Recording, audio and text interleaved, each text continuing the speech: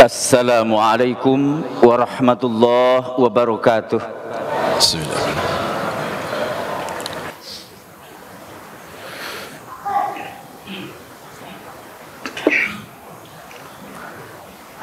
Alhamdulillah, nahmaduhu wa nasta'inuhu wa nastaghfiruh wa na'udzu billahi min syururi anfusina wa min sayyiati a'malina. May yahdihillahu fala mudilla lahu wa man yudlil fala hadiya lahu. Wa asyhadu an la ilaha illallah wahdahu la syarika lahu wa asyhadu anna Muhammadan abduhu wa rasuluh alladzi la nabiyya wa la rasula ba'dah, amma ba'd.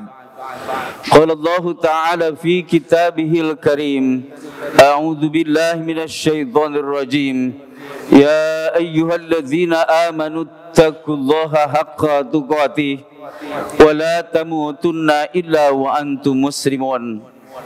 Ya ayyuhalladzina amanu athi'ullaha wa athi'ur rasul wa ulil amri minkum fa in tanazza'tum fi syai'in farudduhu ila Allah war rasul in kuntum tu'minuna billahi wal yawmil akhir dzalika khairu wa ahsanu ta'wila. Wa qala Rasulullah sallallahu alaihi wasallam, taraktu fikum amrayn lan tadillu ma tamassaktum bihima, kitaballah wa sunnata nabi. Hadirin kuwati iman, sidang Jum'ah para tamu undangan Allah Subhanahu wa taala rahimakumullah. Sesungguhnya segala puji hanya milik Allah semata, yang kita senantiasa memujinya, kita senantiasa memohon pertolongannya, dan kita senantiasa memohon ampunannya. Kita senantiasa berlindung kepada Allah dari segala keburukan dorongan hati dan hawa nafsu kita, serta berlindung kepadanya dari segala kejelekan amal perbuatan kita. Barang siapa yang diberi petunjuk oleh Allah karena selalu membuka hatinya untuk menerima hidayah petunjuk Allah, maka tidak ada seorang pun yang mampu menyesatkan dirinya. Dan barang siapa yang disesatkan oleh Allah karena selalu menutup hatinya untuk menerima hidayah petunjuk Allah, lalu Allah biarkan dia dalam kesesatan sesuai dengan keinginannya, maka tidak ada seorang pun yang mampu memberikan petunjuk hidayah kepada dirinya. Saya bersaksi bahwa tiada Tuhan yang berhak disembah, ditaati, dipatuhi segala titah dan perintahnya kecuali Allah yang satu, yang esa, yang tunggal, tidak ada sekutu baginya. Dan saya bersaksi bahwa sungguhnya Muhammad adalah hamba dan utusannya, yang tidak ada nabi dan rasul sepeninggalnya. Allah Subhanahu wa taala berfirman, wahai orang-orang yang beriman, hendaklah kalian bertakwa kepada Allah sebenar-benarnya takwa. Hendaklah kalian takut kepada murka dan siksa Allah dengan sesungguh-sungguhnya, dengan cara menjalankan segala perintahnya, menjauhi segala larangannya, dan berbuat beramal sesuai dengan tuntunan uswatun hasanah Nabi Muhammad Rasulullah sallallahu alaihi wasallam. Dan janganlah kalian mati kecuali dalam keadaan muslim. Wahai orang-orang yang beriman, taatilah Allah, taatilah Rasul, dan pemimpin di antara kalian orang yang beriman yang mentaati Allah dan Rasulnya. Jika kalian berselisih tentang suatu perkara, maka kembalikanlah perkara yang diperselisihkan itu kepada Allah dan Rasulnya, kepada Al-Quran dan As-Sunnah. Jika kalian beriman kepada Allah dan hari akhir, yang demikian itu lebih baik dan lebih bagus akibatnya. Rasulullah Muhammad sallallahu alaihi wasallam bersabda, aku telah meninggalkan pada kalian dua perkara. Selama kalian berpegang teguh pada dua perkara itu, maka dijamin kalian tidak akan tersesat selama-lamanya. Dua perkara itu adalah kitab Allah Al-Quran dan sunnah Nabi-Nya. Hadirin ukhwati iman rahimakumullah.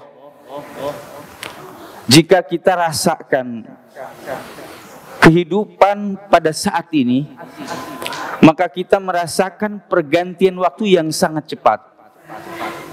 Wa iman rahimakumullah, rasanya kita berjumpa dengan aktivitas amal ibadah di tahun yang silam, tahun 1443 Hijriah. Tak terasa iwatu iman, begitu cepat hari berganti. Lalu kemudian kita sekarang sudah berada di tahun 1444 Hijriah. Jika kita semua merasakan pergantian waktu tersebut yang sangat cepat, maka itu bukan sebuah kebetulan, dan itu bukan merupakan perasaan kita belaka, tetapi pergantian waktu yang sangat cepat adalah merupakan sunatullah, merupakan ketetapan Allah yang Allah berlakukan kepada kehidupan dunia yang fana ini. Dan itu kita bisa paham dari apa yang disabdakan oleh uswatun hasanah kita Nabi Muhammad Rasulullah sallallahu alaihi wasallam, sebagaimana diungkap dalam hadis yang sahih, baik riwayat Imam Al-Bukhari, riwayat Imam Ahmad, riwayat Ibnu Hibban, dari sahabat Abu Hurairah radhiyallahu an. Rasulullah iman 15 abad yang silam bersabda, la taqumus sa'ah hatta yataqarrabaz zaman. Kata beliau, tidak terjadi hari kiamat, tidak terjadi kehancuran, hatta yataqarrabaz zaman, sehingga zaman, masa, waktu saling berdekatan. Kata Rasulullah, yang disebut dengan masa waktu saling berdekatan adalah fatakuna sana kasyahr. Maka pada saat itu 1 tahun bagaikan 1 bulan. Wa yakuna syahru kal jum'ah. Dan kemudian 1 bulan bagaikan 1 Jumat, bagaikan 1 pekan. Wa takuna jum'ah kal yaum. Dan 1 Jumat bagaikan 1 hari. Wa yakuna al-yaum kas-sa'ah, dan kemudian 1 hari bagaikan 1 jam. Wa takuna sa'ah ka ihtiraqis sa'afah, dan kemudian 1 jam bagaikan terbakarnya daun kurma yang kering sekejap mata.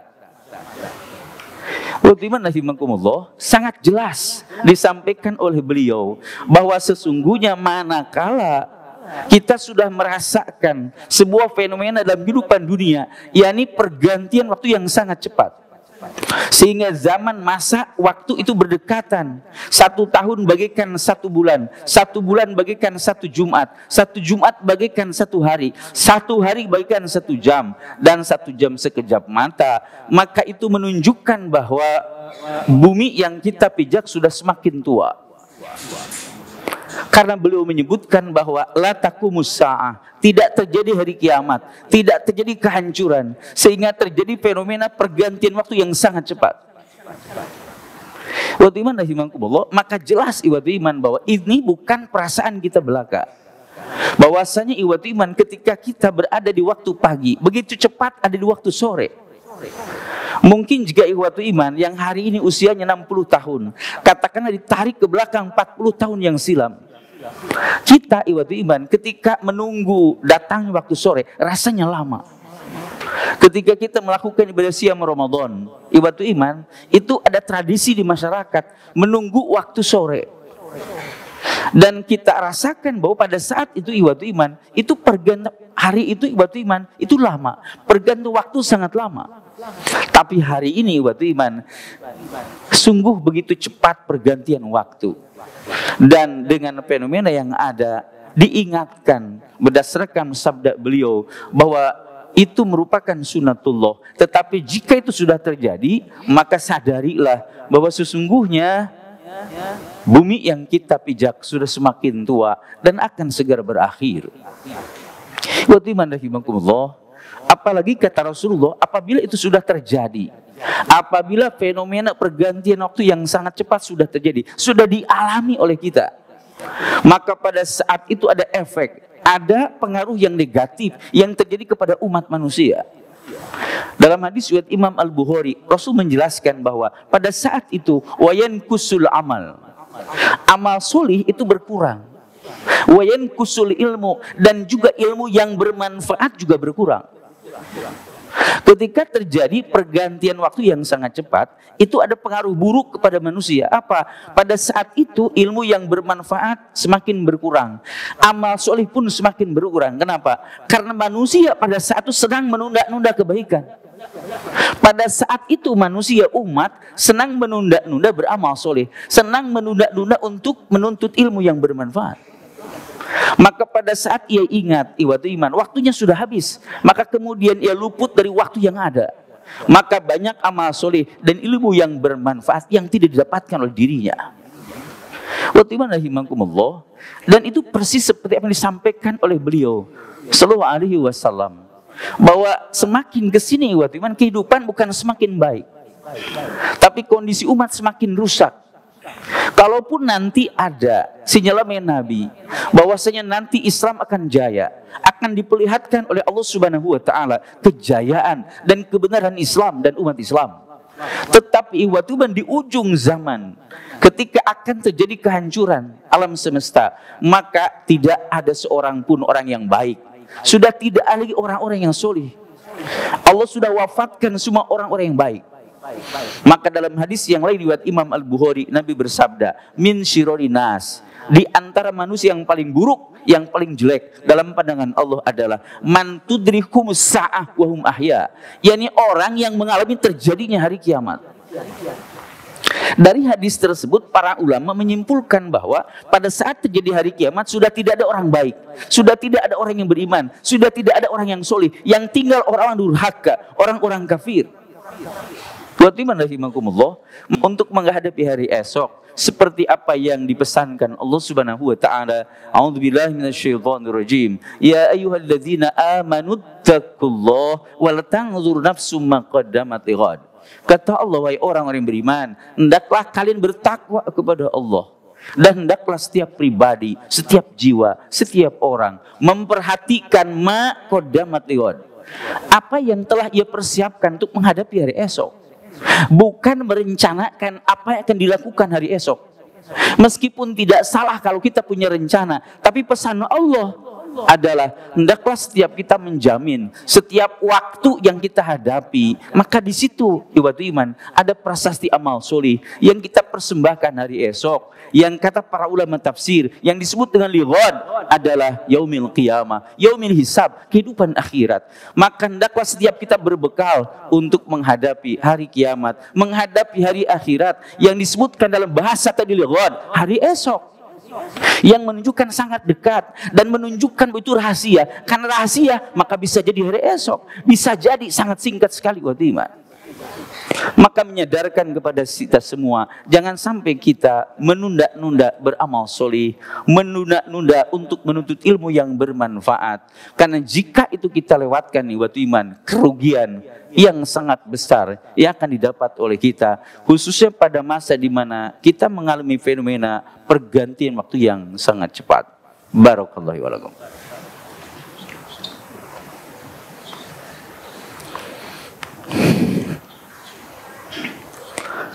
Alhamdulillahilladzi arsala rasulahu bil huda wa dinil haq liyudhhirahu 'alad dini kullih wa kafa billahi syahida. Asyhadu an la ilaha illallah wahdahu la syarikalah wa asyhadu anna Muhammadan abduhu wa rasuluh, amma ba'd. Hadirin ikhwatiman rahimakumullah. Dan kita sangat sadar bahwa tidak ada seorang pun yang menghendaki kehidupannya rusak. Tidak ada seorang pun yang ingin kehidupannya iwatu iman penuh dengan kesulitan.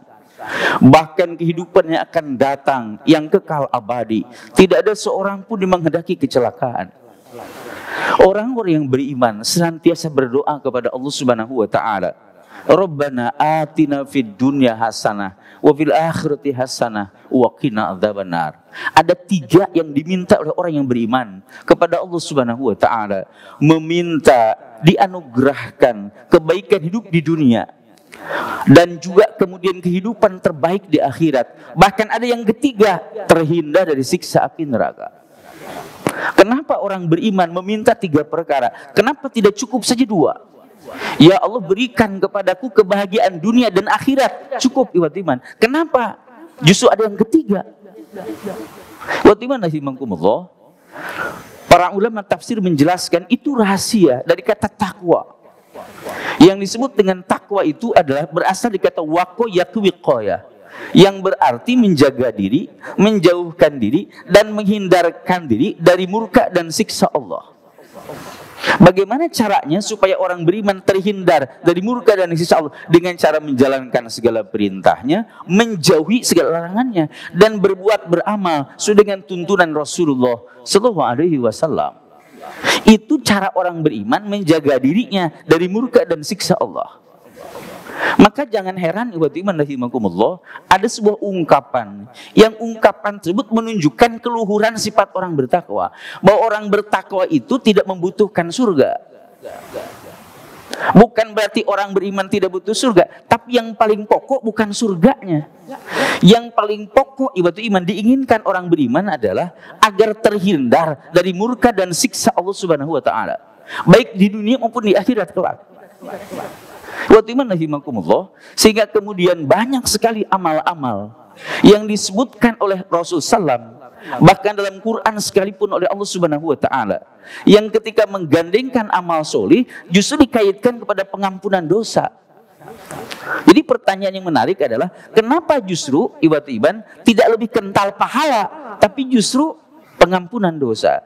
Karena yang paling pokok bagi orang beriman adalah bukan surganya, tetapi terhindar dari siksa api neraka. Kenapa demikian? Rujuk kepada hadis riwayat Imam Al-Baihaqi. Rasulullah SAW itu menjelaskan bahwa ada orang-orang nanti yang masuk ke surga itu ada tingkatannya. Ada orang masuk surga tanpa hisab. Ada orang masuk surga itu tidak melewati mizan, dijamin masuk surga. Seperti para nabi dan rasul, para sahabat yang dijamin masuk surga tanpa hisab, dan ada umat rasul sepanjang zaman. Sesuai dengan kehendak Allah Subhanahu wa taala, pilihannya ikhwati iman. Ada orang yang masuk tanpa hisab. Ada orang masuk surga tapi melalui mizan, ditimbang dulu amal perbuatannya, lalu kemudian ditakdirkan ada amal buruknya tetapi Allah ampunkan, maka berarti bersih dari dosa, maka dimasukkan ke dalam surga. Tapi ada pihak yang ketiga, ada orang yang ia masuk surga tapi masuk neraka dulu. Yani ketika ia dihisab iman, ternyata ada amal buruknya ada yang diampunkan, tapi ada yang tidak diampunkan Allah. Maka orang tersebut dibersihkan dosanya dengan dicuci dalam api neraka. Ketika sudah selesai disiksa, maka Allah Subhanahu wa taala memerintahkan kepada penjaga neraka untuk mengeluarkan orang yang mereka dalam dirinya masih ada sebagian darah daripada keimanan. Apalagi ia punya amal soleh yang banyak iman, maka dikeluarkan dari api neraka. Iman, Rasul Sallam itu membahasakan sebagai al-jahannamiyun, alumni neraka jahanam. Ada orang yang masuk surga tapi dia alumni neraka jahanam. Kata Rasulullah, ketika ia diangkat dari neraka, itu kulitnya putih kekuning-kuningan. Ia dimandikan di sungai hayat, lalu kemudian kelihatan iman tanda bahwa ia alumni neraka jahanam. Kulitnya putih kekuning-kuningan. Lalu baru kemudian dimasukkan ke dalam surga. Iman rahimakumullah. Karena itulah maka kenapa doa kita tiga, tidak dua. Tidak dunia baik akhirat baik, tapi ada yang ketiga, terhindar dari api neraka. Karena ada orang di dunia baik, di akhirat masuk surga, tapi transit dulu di api neraka. Dan itu pokok dari sifat orang bertakwa. Bagi orang bertakwa yang paling pokok adalah dia terhindar dari api neraka. Kalau orang sudah terhindar dari api neraka, maka insya Allah ia akan dimasukkan ke dalam surga. Lalu kita bertanya, apa yang menjadikan kita selamat? Sesuai dengan apa yang disebutkan tadi, menjalankan perintah Allah, menjauhi segala larangan Allah, maka bisa dipahami bahwa jika sampai saat ini masih banyak perintah Allah yang belum kita tunaikan, bahkan abai kita kerjakan, atau masih banyak larangan Allah yang masih doyan kita kerjakan, berarti sampai hari ini kita masih mengundang murka dan siksa Allah Subhanahu wa taala. Iman rahimakumullah, maka tidak ada jaminan bahwa dengan amal yang kita lakukan, jikalau masih ada amal-amal yang kita abaikan, padahal itu perintah Allah Subhanahu wa taala, bisa jadi menggugurkan amal-amal kita. Kan itu maka iman, jangan sampai kita tidak berlomba-lomba untuk mendapatkan kebaikan, apalagi kita menunda-nunda melakukan amal soleh, apalagi di zaman di mana kita sudah diperlihatkan fenomena tentang akhir zaman yang menunjukkan bahwa bumi yang kita pijak sudah semakin tua. Maka orang yang sangat cerdas adalah mereka yang mempersiapkan bekal untuk hari esok. Dan bekal tersebut iman tentu saja amal soleh. Dan amal soleh tidak disebut amal soleh jika tidak ditegakkan dengan dasar iman. Maka oleh karena iman, jangan sampai iman kita rusak dalam kehidupan. Sebab hanya dengan iman, maka setiap orang hidupnya akan terang benderang. Orang tanpa iman, hidupnya akan terseok-seok. Kenapa demikian iman? Karena hakikatnya kita tidak tahu tentang kehidupan. Tidak ada seorang pun dari kita yang tahu tentang hakikat kehidupan. Manusia menjadi tahu tentang hakikat kehidupan karena diberitahu oleh yang maha tahu. Tapi persoalannya adalah bahwa informasi berita dari yang maha tahu itu sifatnya gaib. Rob, Allah Subhanahu wa taala maha gaib. Dan ketika seseorang manusia dipilih Allah menerima wahyunya iman menjadi nabi dan rasul, meskipun nabi dan rasul itu manusia, bukan yang gaib, tetapi yang diterimanya, yakni informasi berita wahyu itu gaib. Jadi pertanyaannya, bagaimana kita meyakini bahwa ia seorang nabi dan rasul? Maka mengimani nabi dan rasul, kata nabi dan rasul menunjukkan gaib. Karena menunjukkan manusia yang diberikan Allah Subhanahu wa taala tugas khusus, yaitu menyampaikan perkara gaib, yakni wahyu Allah Subhanahu wa taala. Lalu pertanyaannya, bagaimana kita bisa meyakini itu benar? Kalau tanpa iman. Maka dengan iman itulah seseorang dia akan menjadi tahu tentang segala sesuatu. Karena informasi segala sesuatu dasarnya wahyu, sesuatu yang gaib. Hanya dengan iman bisa dijangkau. Maka orang beriman untuk meyakini benarnya Islam, untuk meyakini ajaran Islam itu benar, untuk meyakini adanya surga neraka, tidak perlu melihat surga neraka itu. Karena itu hakikatnya iman.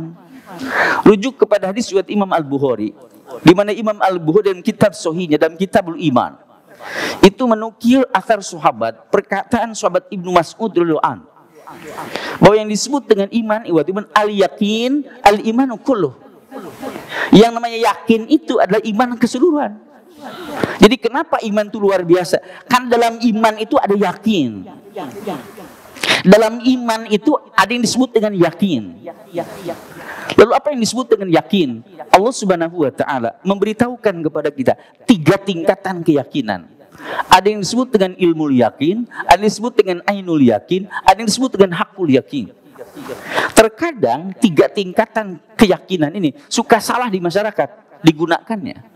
Misalnya ada ungkapan mengatakan bahwa saya yakin itu benar, saya yakin, hakul yakin itu benar. Itu ucapan yang salah. Yang benar iman rahimakumullah, contoh dari ilmu yakin, ainul yakin, hakul yakin. Yang namanya kematian itu adalah bagi kita ilmu yakin dan ainul yakin. Kenapa disebut ilmu yakin? Karena berita bahwa berdasarkan perkara yang gaib, wahyu Allah Subhanahu wa taala. Ketika kita meyakini bahwa kematian pasti datang berdasarkan berita wahyu, itu disebutnya ilmu yakin. Meyakini benarnya berita tersebut iman bukan karena kita mengalami kematian, tapi berita tersebut disampaikan kepada kita oleh yang maha benar, disampaikan kepada manusia melalui manusia yang tidak pernah berdusta. Itu disebut dengan ilmu yakin.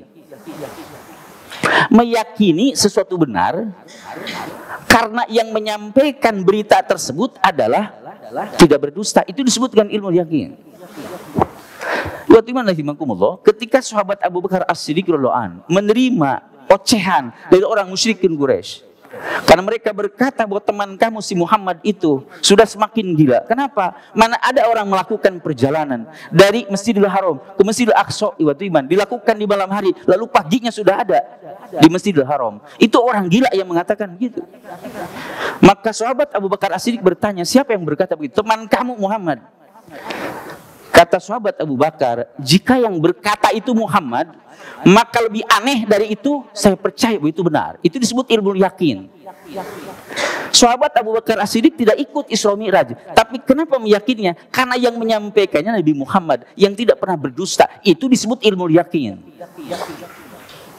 Wa rahimakumullah. Kematian bagi kita ilmu yakin.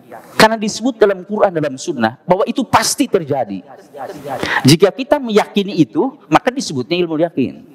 Lalu kita melihat orang-orang yang kita cintai itu wafat.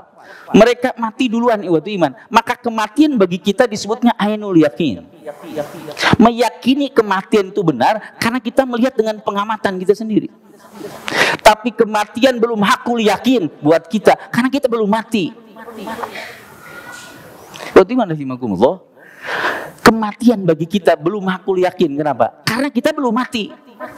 Sementara saudara-saudara kita yang sudah wafat sudah berkumpul semuanya, ilmu yakin, ainul yakin, hakul yakin tentang kematian itu. Gambaran lain ikhwati iman rahimakumullah. Ikhwati iman punya saudara baru pulang dari Haramain atau dari Mesir misalnya. Lalu ia bercerita kepada kita sedang berkumpul dengan keluarga. Bahwasanya kata beliau, di sana ada sejenis buah yang buah tersebut sebesar kepala orang. Kulitnya warnanya hijau. Kalau dibelah itu terlihat dalamnya merah. Dan kalau dimakan rasanya manis. Itu cerita dari saudara kita yang baru pulang dari luar negeri. Lalu kemudian ihwatu iman besoknya pada bekerja. Ada yang sekolah ihwatu iman. Lalu bercerita kepada teman-temannya. Saya punya saudara baru pulang di luar negeri. Di sana ada sejenis buah sebesar kepala orang. Kulitnya warnanya hijau. Kalau dibelah terlihat dalamnya merah. Kalau dimakan rasanya manis. Pertanyaannya adalah, kenapa kita menyampaikan berita itu kepada teman kita? Apakah kita pernah melihat buah yang diceritakan saudara kita? Jawabannya tidak. Tapi kenapa ihwatu iman pede banget menyampaikan kepada teman-teman bahwa di sana ada buah seperti itu? Itu disebut ilmu yakin. Kenapa? Karena ihwatu iman mempercayai bahwa saudara ihwatu iman tidak mungkin berdusta. Itu disebut ilmu yakin. Meyakini bahwa ada buah seperti itu bukan karena melihat, apalagi merasakan. Cuma informasi. Yang informasi tersebut didapat dari orang yang menurut kita tidak berdusta. Itu disebut ilmu yakin. Ternyata 3 hari kemudian ada surprise, ada kejutan. Si paman itu ternyata bawa itu paket ihwatu iman, 1 karung. Dibuka ihwatu iman, lalu kata saudara kita, kata paman kita, tuh buah yang kemarin diceritakan ini buahnya. Maka terlihat oleh semua orang, itu disebutnya ainul yakin. Lalu kemudian dibelah, kelihatan merah, itu ainul yakin. Lalu kemudian dibagikan, dimakan manis, itu disebut hakul yakin. Orang beriman itu meyakini kebenaran hari akhirat. Tidak perlu hakul yakin, tidak perlu ainul yakin, cukup dengan ilmu yakin. Orang beriman dengan ilmu yakin, melihat surga dengan sangat jelas, melihat neraka sangat jelas, dan diungkap dalam Al-Quran sendiri. Kalla lau ta'lamuna ilmal yaqin la tarawunnal jahim. Sekali-kali tidak, kalaulah kalian mengetahui dengan ilmu yakin, la tarawunnal jahim, maka pastilah kamu akan melihat neraka jahim dengan sangat jelas.